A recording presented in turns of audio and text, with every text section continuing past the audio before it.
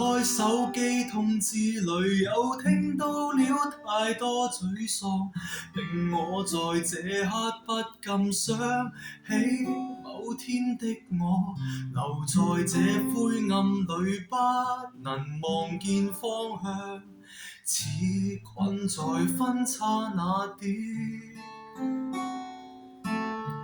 躲於家中的一角，若有創意怎可找到？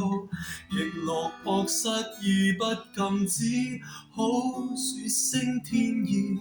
但那一種過程，不需交出這一點缺失。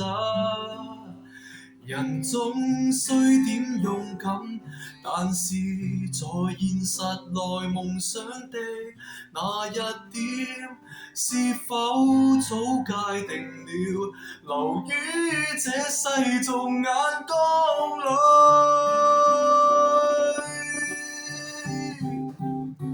重新的出發也好，從來未懼怕懶意，總放低一切障礙，仍難以想。任沿途風雨遍布，怎麼都不可擊打低我。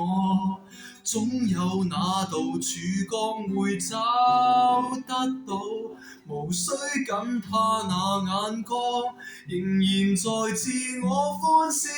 不要把心裏挫敗常話在嘴角處，明明不需要虛美，人人都只要滿意，怎講？只需要跟我方向。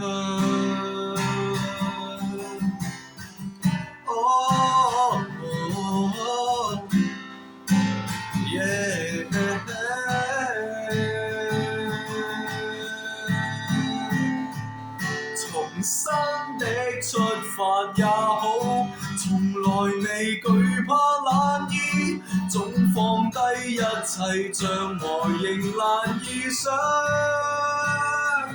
任沿途風雨遍布，怎麼都不可擊打低我。總有那道曙光會找得到，無需緊怕那眼光，仍然在自我歡笑。